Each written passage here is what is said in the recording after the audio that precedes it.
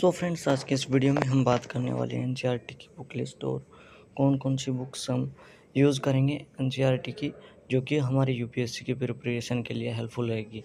और दोस्तों, कौन सी बुक हमारे यूपीएससी मेंस और प्रीलिम्स के लिए अच्छे इंपॉर्टेंट होने वाले हैं, हम सभी बुक लिस्ट के बारे में आज की इस वीडियो में रिव्यू करने वाले हैं। तो दोस्तों, आज की इस वीडियो में जो रिव्यू करेंगे वो एम के यादव सर की हम रिव्यू वीडियो देखने वाले हैं इसमें, और जो कि यूपीएससी एस्पिरेंट्स के लिए यूपीएससी एनसीईआरटी हिस्ट्री, ज्योग्राफी और दोस्तों इकोनॉमिक्स सभी बुक्स कितनी इंपॉर्टेंट होती है, इस महत्व के बारे में भी एम के यादव सर आपको अच्छे से समझाएंगे। तो दोस्तों, वीडियो को स्टार्ट करने से पहले मैं आपसे भी एक रिक्वेस्ट करता हूं कि आप हमारे यूट्यूब चैनल को जरूर सब्सक्राइब करें और बेल आइकन को प्रेस कर लें, ताकि आने वाले इन फ्यूचर नोटिफिकेशन आप तक पहुँचते रहे। तो दोस्तों, वीडियो को स्टार्ट करते हैं। और दोस्तों, आप वीडियो को पूरा देखना ताकि आपको बुक लिस्ट अच्छे से समझ में आ जाए और किस एनसीईआरटी को कहाँ तक पढ़ना है और कौन कौन से सब्जेक्ट की एनसीईआरटी किस चैप्टर का क्या इंपॉर्टेंस है, इस वीडियो में हम कंप्लीट डिटेल में समझने वाले हैं। तो दोस्तों, आज की इस वीडियो को हम यहीं से स्टार्ट करते हैं और देखते हैं और समझते हैं।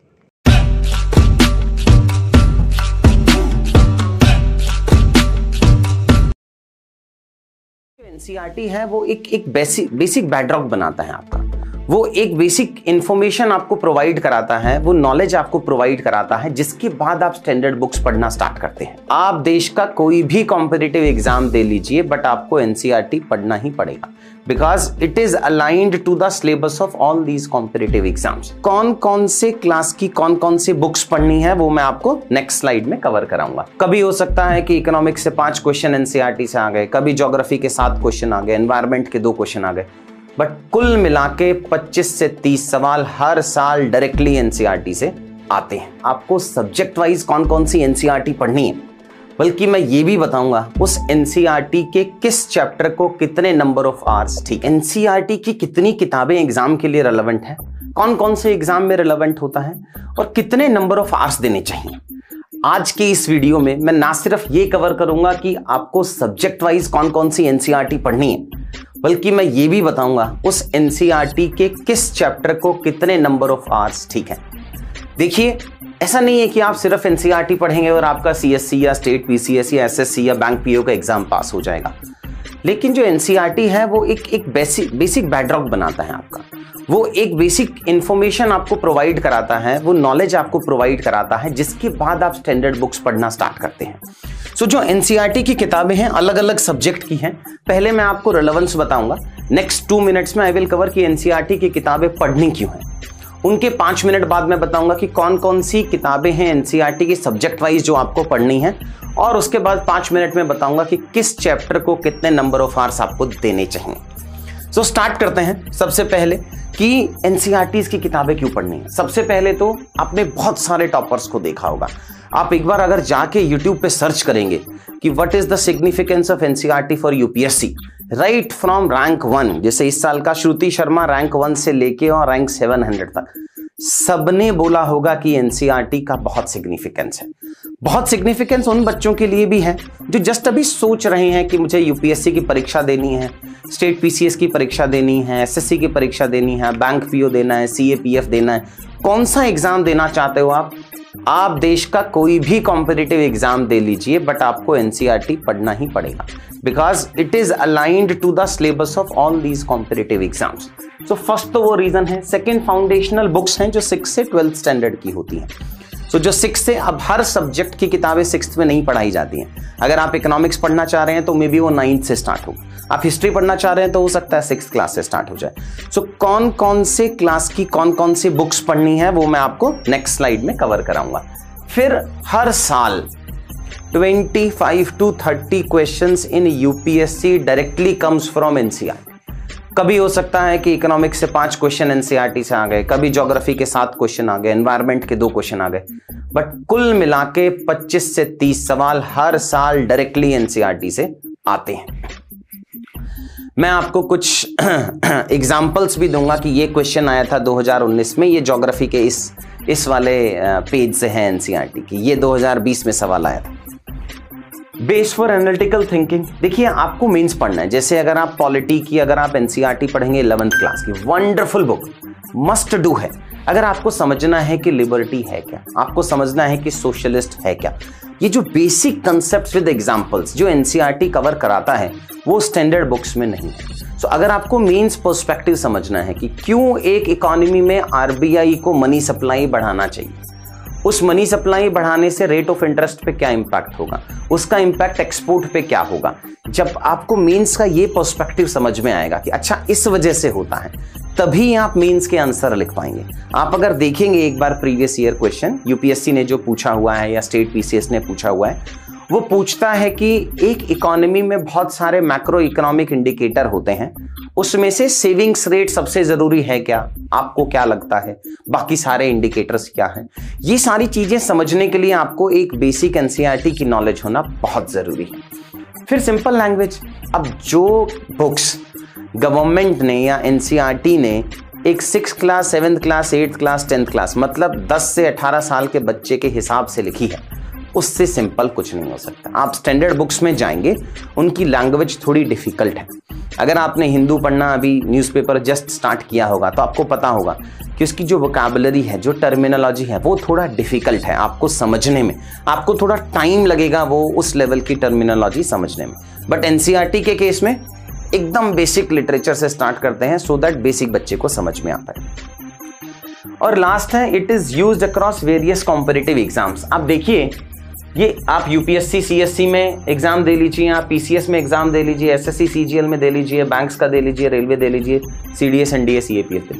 आप कोई भी एग्जाम लिखना चाहते हैं गवर्नमेंट का, आपको एनसीईआरटी पढ़ना ही पढ़ना पड़ेगा।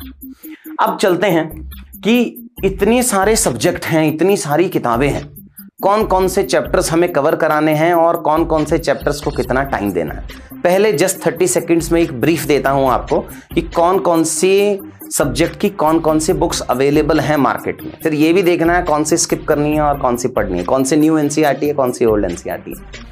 सो सब्जेक्ट अगर हम देखें तो ब्रॉडली 8 सब्जेक्ट में डिवाइडेड रहता है। 8 सब्जेक्ट्स लाइक हिस्ट्री होगा, आर्ट एंड कल्चर होगा, ज्योग्राफी होगा, इंडियन सोसाइटी होगा, पॉलिटी होगा, इकोनॉमी होगा, साइंस एंड टेक होगा और एनवायरमेंट एंड इकोलॉजी होगा।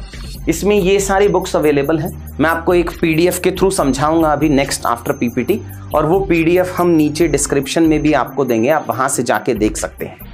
तो ये सारी बुक्स हैं, इस क्लास से पर्टेन करती हैं, इतने नंबर ऑफ चैप्टर्स हैं और कौन कौन सी आपको उसके चैप्टर पढ़ने हैं। सो ये मैं लेके आया कि आपको सारी एनसीईआरटी 95 डेज में आप कैसे कवर कर सकते हैं।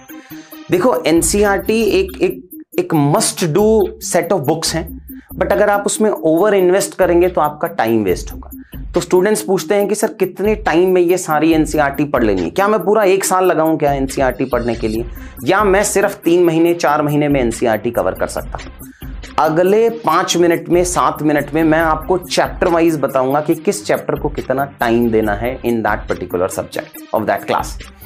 तो ये जैसा मैंने आपको बताया, ये मेजर सब्जेक्ट्स हैं हमारे और ये आपको नंबर ऑफ डेज एलोकेट करने चाहिए। देखिए, मेरा एक एक्सपीरियंस है of mentoring almost 800 selected students in UPSC CSC in last 4 years। उन सारे एक्सपीरियंस के हिसाब से मैंने ये नंबर ऑफ डेज एलोकेट किया है। हो सकता है आपका लर्निंग कर्व थोड़ा सा डिफरेंट हो, सो जहां मैं 9 डेज सजेस्ट कर रहा हूं, आप बोले नहीं सर मुझे 12 डेज लगना है। बट ऑन एन एवरेज अगर आपका इकोनॉमिक्स वीक है और आपको नंबर ऑफ डेज ज्यादा लग रहे हैं, तो हो सकता है आपको पॉलिटी में 15 की जगह ओनली 12 डेज लगे। सो ऑन एन एवरेज मैं सजेस्ट करता हूं बच्चे को कि 100 डेज से ज्यादा आपको एनसीईआरटी को नहीं देना है, अदरवाइज वो ओवर इन्वेस्टमेंट होगा। सो ये सारे सब्जेक्ट्स लिखे हैं, यहां नंबर ऑफ डेज एलोकेटेड लिखे हैं। अगर मैं जाऊं और इकोनॉमिक्स से स्टार्ट करते हैं, सो इकोनॉमिक्स में टोटल नंबर ऑफ डेज हमें 9 देना है। अब देखिएगा आपकी कोई जो टॉपिक है ना वो इवॉल्व होता चला जाता है। जैसे अगर आप पढ़ रहे हैं ह्यूमन कैपिटल, अब वो ह्यूमन कैपिटल और डेवलपमेंट हो सकता है 9th क्लास में भी हो और 11th क्लास में भी हो। आपको एज सच एनसीईआरटी नहीं पकड़ के पढ़नी है, आपको ये टॉपिक्स पढ़ने हैं कि आपने टोटल इकोनॉमिक्स को 9 टॉपिक्स में डिवाइड कर दिया और हर टॉपिक को 1 दिन में फिनिश कर देना है। तो पहला टॉपिक होगा आपका डेवलपमेंट, जिसमें आपको क्लास 9th और क्लास 10th के फर्स्ट चैप्टर फिनिश करने हैं। फिर क्वेश्चन आता है कि सर कितना टाइम देना है उस चैप्टर को। सो आप देखिएगा कि मैंने स्टोरी ऑफ पालमपुर जो बेसिक है उसको 1.5 घंटा दिया है और डेवलपमेंट को 1 घंटा दिया है। सो आपको 2.5 घंटे में ये टॉपिक फिनिश कर देना है। That is your first day job. Second, human capital नाम का टॉपिक है, जिसमें क्लास एनसीईआरटी 9th का और क्लास एनसीईआरटी 11th के चैप्टर 2 एंड चैप्टर 5 है, जिसमें आपको 1 and 1.5 hours देना है। सो सेकेंड डे में भी आपको 2.5 घंटे देने हैं। आपको किसी दिन 2.5 hours देने हैं स्टडी को, किसी दिन 3 घंटे देने हैं, किसी दिन 2 घंटे देने हैं, किसी दिन 3.5 घंटे देने हैं, बट हमें फिनिश कर देना है एनसीईआरटी को। बिकॉज आप कॉलेज डेज में होंगे, आप कॉलेज से जस्ट पास आउट होंगे, आप फर्स्ट ईयर होंगे, आप सेकेंड ईयर होंगे, आपके पास एक सैटरडे और संडे होता है जिस दिन आप पुश कर सकते हो। प्रोक्रेस्टिनेशन की आदत को मत डालो। जितना आप पोस्टपोन करते चले जाओगे, आपकी सक्सेस आपसे उतना ही दूर होती चली जाएगी। So next, poverty for example, poverty is covered under class 9th chapter 3 poverty as a challenge and class 11 chapter 4 poverty। 1.5 घंटा और 2 घंटा, आप 3.5 घंटे देंगे थर्ड डे एंड आप इसको फिनिश करेंगे। Similarly infrastructure and rural development, उसमें 2 चैप्टर हैं, क्लास 11th के 6th एंड 8th, दोनों आपको फिनिश करने हैं। फिर ग्लोबलाइजेशन वाला चैप्टर है, फिर एम्प्लॉयमेंट के चैप्टर हैं। सिमिलरली अगर हम चले तो हमने टोटल इकोनॉमिक्स को 9 डेज में फिनिश कर दिया, जिसमें हमने क्लास 9, 10th, 11th, 12th की एनसीईआरटीज जो एग्जाम के लिए रेलेवेंट है। देखिए, आपको डिट्टो एनसीईआरटी नहीं है, यूपीएससी का अपना सिलेबस है, वो अपने सिलेबस के हिसाब से क्वेश्चन पूछता है। उसको ये श्योरिटी नहीं कर रहे हैं कि सारे एनसीईआरटी के चैप्टर्स कवर हों। सो इकोनॉमिक्स में आपको सिर्फ और सिर्फ ये ही टॉपिक फिनिश कर रहे हैं, और 9 डेज और 9 टॉपिक्स में आपको इस सारी एनसीईआरटीज ऑफ इकोनॉमिक्स को फिनिश कर देना है। फिर अगर हम चलते हैं पॉलिटी के केस में, सो पॉलिटी को आपको 15 डेज देने हैं। काफी इंटरेस्टिंग सब्जेक्ट है, आपको देश का कॉन्स्टिट्यूशन समझ में आता है, आपके फंडामेंटल राइट समझ में आते हैं, डायरेक्टिव प्रिंसिपल समझ में आते हैं, सेंटर स्टेट रिलेशन समझ में आता है, फंडामेंटल ड्यूटी समझ में आता है। थोड़ा अच्छे से पढ़िएगा, दिल लगा के पढ़िएगा। सो इसको टोटल 15 डेज देने हैं। अब इसकी एनसीईआरटी 6th क्लास से स्टार्ट हो जाती है। सो फर्स्ट डे आप डेमोक्रेसी पढ़ेंगे, क्लास 6th के चैप्टर नंबर 1, 2 एंड 7 पढ़ेंगे। टोटल 3 आवर्स का टाइम एलोकेट करना है आपको। नेक्स्ट आप डेमोक्रेसी पढ़ेंगे। Democracy as a topic will cover 8th class का कुछ चैप्टर, 9th क्लास का कुछ चैप्टर एंड 10th क्लास का कुछ चैप्टर। सो कुल मिला के आपको उस दिन 3 घंटे के आसपास में देना है। देखो, ओवर इन्वेस्ट मत करिएगा, आपको उन टॉपिक्स की बेसिक अंडरस्टैंडिंग कवर करनी है, बाद में जाके हम स्टैंडर्ड बुक से कवर करेंगे।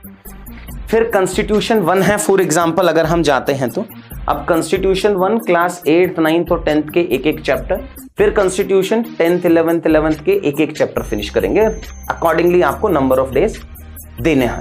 फिर कॉन्स्टिट्यूशन 2 को क्लास 11th के 2 चैप्टर, फिर इलेक्टोरल पॉलिटिक्स को ये 4 क्लासेस देनी है, इंस्टीट्यूशन फर्स्ट को ये क्लासेस देनी है। सिमिलरली इंस्टीट्यूशन सेकंड को राइट्स, इंडिया सिंस इंडिपेंडेंस, ये आपकी क्लासेस के एंड चैप्टर्स कवर होते चले जा रहे हैं, और ये नंबर ऑफ आवर्स जो आपको एलोकेट करने हैं। तो अगर मैं लास्ट में समराइज करूं पॉलिटी को, सो कुछ मिसलिनियस टॉपिक्स मिला के आपको ये 14 to 15 to 16 मैक्सिमम डेज में पॉलिटी को फिनिश कर देना है, ऑल द एनसीईआरटीज। एनसीईआरटीज की किताबें गवर्नमेंट ने अपने वेबसाइट पे फ्री ऑफ कॉस्ट में डाला हुआ है। आप सर्च करेंगे तो सारी पीडीएफ्स आपको मिल जाएंगे, या आप हार्ड कॉपी परचेस करके भी पढ़ सकते हैं। नेक्स्ट चलते हैं एनवायरनमेंट एंड ज्योग्राफी। दोनों को सेग्रीगेट मत करिएगा। नेशनल पार्क, अब national park, difference between national park and may be wild life sanctuary, अब ये ज्योग्राफी में भी आ सकता है, ये एनवायरनमेंट में भी आ सकता है। उसका ज्योग्राफिकल लोकेशन, इस नेशनल पार्क के पास में कौन सी नदी बहती है, वो जो नदी बह रही है उसके हिसाब से उस नेशनल पार्क का फ्लोरा एंड फोना डिसाइड होगा। सो मतलब एनवायरनमेंट और ज्योग्राफी दोनों टॉपिक इंटर रिलेटेड हैं, इसीलिए आपको साथ में उसकी एनसीईआरटीज पढ़नी है। टोटल 22 दिन देने हैं। एग्जाम में भी ज्योग्राफी और एनवायरनमेंट मिला के करीब 30 क्वेश्चन आते हैं out of 100 in UPSC CSC. So आपको 22 डेज देने हैं, और बहुत सारी एनसीईआरटीज आपको इसमें कवर करानी है। सो अगर मैं जाऊंगा यहाँ पे तो origin and evolution of earth 6th class और 11th क्लास, देखिए ये इसीलिए आपको बताना जरूरी है। नहीं तो आप क्या करते हैं, पहले 6th की एनसीईआरटी पढ़ते हैं, फिर 7th की पढ़ते हैं, फिर 8th, फिर 9th, फिर 10th, फिर 11th में आते हैं, तब तक आप भूल जाते हैं कि आपने 6th क्लास में भी ये 3 चैप्टर पढ़े थे which are related to origin and evolution of earth. Implement कर सकते हैं। आपने ये टॉपिक उठाया, इस डे 1 में अपन ये फिनिश कर रहे हैं। फिर international structure, types of rocks and there formation, geomorphological process 1, 2, climatology 1, climatology 2, oceanography, biogeography, ये सारे डिफरेंट चैप्टर्स। एंड मैंने आपको यहाँ पे टाइम दिया है। ये जो टाइम एलोकेट होता है, ये मेरा एक्सपीरियंस तो है ही, प्लस मैंने बहुत सारे मेरे सिलेक्टेड बच्चों से एवरेज टाइम पूछा था कि उन्होंने कितना टाइम दिया था इन एनसीईआरटी के ये चैप्टर्स कवर करने के लिए। 18 डे हुआ, 20, 21, 22, फाइनली 22 दिन बाद हमने अपना ये ज्योग्राफी और एनवायरनमेंट को फिनिश कर दिया। नेक्स्ट हम चलते हैं very interesting subject, that is ancient medieval history and art and culture. उसको कुल मिला के हमें 13-14 डेज के आसपास में देना है। हिस्ट्री बहुत ही इंटरेस्टिंग होता है, पढ़ने में बहुत मजा आता है उसको। सो टोटल 13 दिन देंगे हम। डे 1 में नदन किंगडम को हम कवर करेंगे 800 to 1200, फिर नदन किंगडम को सेकंड डे दिया है हमने, फिर दिल्ली सल्तनत को दिया है। ये आपके टॉपिक हो गए हैं, ये एनसीईआरटी क्लास के चैप्टर्स हो गए हैं, ये चैप्टर नेम हो गया, ये नंबर ऑफ आवर्स। कोशिश करिएगा इतने ही नंबर ऑफ आवर्स में आप ये सारे टॉपिक फिनिश कर पाएं। नेक्स्ट चलता है मॉडर्न हिस्ट्री। अब क्वेश्चन आता है कि सर मॉडर्न हिस्ट्री को आपने नॉर्मल हिस्ट्री में क्यों नहीं ऐड किया? उसका रीजन सिंपल है कि मॉडर्न हिस्ट्री का सिग्निफिकेंस एग्जाम में ज्यादा है, अलग अलग एग्जाम में तो और भी ज्यादा है। अगर आप स्टेट पीसीएस देंगे, आप एचसीएस दे रहे हैं, यूपी पीसीएस दे रहे हैं, हिमाचल एडमिनिस्ट्रेटिव सर्विसेज दे रहे हैं, इन सब में मॉडर्न हिस्ट्री का वेटेज बहुत ज्यादा है। प्लस मॉडर्न हिस्ट्री के जो क्वेश्चंस आते हैं वो प्रेडिक्टेबल लाइंस पे होते हैं। आप अटेम्प्ट करेंगे तो बहुत ज्यादा चांसेस हैं कि आपके वो सारे क्वेश्चंस करेक्ट हो जाएं। सो 10 दिन देंगे मॉडर्न हिस्ट्री को, और ये सारी एनसीईआरटी के चैप्टर्स हमें उसके साथ में फिनिश करते चले जाने हैं। कुछ 8th क्लास के चैप्टर्स हैं, कुछ 12th क्लास के चैप्टर्स हैं। नेक्स्ट चलता है वर्ल्ड हिस्ट्री। अब देखिए, वर्ल्ड हिस्ट्री प्रीलिम्स की परीक्षा में नहीं आता है इन यूपीएससी, बट मेंस की परीक्षा में आता है। सो वर्ल्ड हिस्ट्री को आप ज्यादातर मेंस पर्सपेक्टिव में पढ़िएगा। 10 दिन के आसपास का टाइम देना है। उस 10 दिनों में आपने इंट्रोडक्शन को हमने फिनिश किया, then event processes etcetera and all, तो ये सारे कंपोनेंट्स और नंबर ऑफ आवर्स आपको फिनिश कराने हैं। नेक्स्ट में हम आते हैं सेकंड लास्ट में, that is science and technology. अब साइंस एंड टेक्नोलॉजी काफी ह्यूमैनिटीज के बच्चों का कमजोर होता है, इसलिए हमने थोड़े ज्यादा नंबर ऑफ डेज दिए हैं इसको। अगर आप साइंस बैकग्राउंड से आते हैं, इंजीनियरिंग बैकग्राउंड से आते हैं, मेडिकल बैकग्राउंड से आते हैं, तो आप इसको नंबर ऑफ डेज को थोड़ा कम कर लीजिएगा। बट अदरवाइज 11-12 दिन में आप NCERT of science and tech पूरा कवर कर सकते हैं। It starts from first cell biology, in which you need to read chapter 8th of cell biology. फिर आप डे 2, डे 3, डे 4 पे चले जाएंगे। फिर आप ये बायो का सेक्शन फिनिश हुआ, फिर हम फिजिक्स फिनिश कर देंगे, और लास्ट में हम केमिस्ट्री फिनिश करेंगे। और लास्ट टॉपिक हमारा आता है which is related to society. आपको पता होगा प्रीलिम्स में भी सोशल इश्यूज का सिग्निफिकेंस है, स्कीम्स का सिग्निफिकेंस है। मेंस में जीएस 1 में ऑलमोस्ट 40% क्वेश्चंस आते हैं सोशल इश्यूज से। तो सोशल इश्यूज को आपको 6 डेज प्रोवाइड कराने हैं, जिसमें हम क्लास 11th और 12th की एनसीईआरटीज को फिनिश करेंगे। लास्ट सजेशन मेरा आपसे यही है कि आप कॉम्पिटिटिव एग्जाम्स की कोई भी परीक्षा दें। होता क्या है बच्चे के साथ कि वो डायरेक्टली स्टैंडर्ड बुक्स पढ़ने लग जाता है। वो कहता है मैं लक्ष्मीकांत पढ़ रहा हूं, मैं स्पेक्ट्रम पढ़ रहा हूं, मैं इकोनॉमिक्स की ये बुक पढ़ रहा हूं। अब अगर आप सीधा ही 5th फ्लोर पे पहुंच जाएंगे या 5वीं सीढ़ी पे पहुंच जाएंगे, तो आपको 1st, 2nd, 3rd सीढ़ी में कितना टायरिंग हो सकता है, इंटरेस्ट है भी कि नहीं है, वो समझ में नहीं आएगा। अगर आप श्योर नहीं है कि आपको सीएससी की परीक्षा देनी है, एचसीएस की परीक्षा देनी है, गवर्नमेंट एग्जाम देना है, तो आप एनसीईआरटी से पढ़ना स्टार्ट कीजिए। आप अपने इंटरेस्ट को देखिए कि क्या आपको एनसीईआरटी पढ़ के कुछ इंटरेस्टिंग लग रहा है, because at the end of the day exam आपको ज्यादा जाके लिखना है। अगर आप एनसीईआरटी से एक टेस्ट कर लेंगे अपना कि नहीं ये मेरे को बेसिक चीजें हैं जो मुझे अगले 3 महीने में फिनिश कर देनी है, और ऑन एन एवरेज आपको एवरी डे 2.5 से 3 घंटे के आसपास इसमें इन्वेस्ट करना है। अगर आप सेम शेड्यूल फॉलो करेंगे तो आप ये सारी एनसीईआरटीज फिनिश कर सकते हैं with a time span of just 95 to 100 days। Thank you.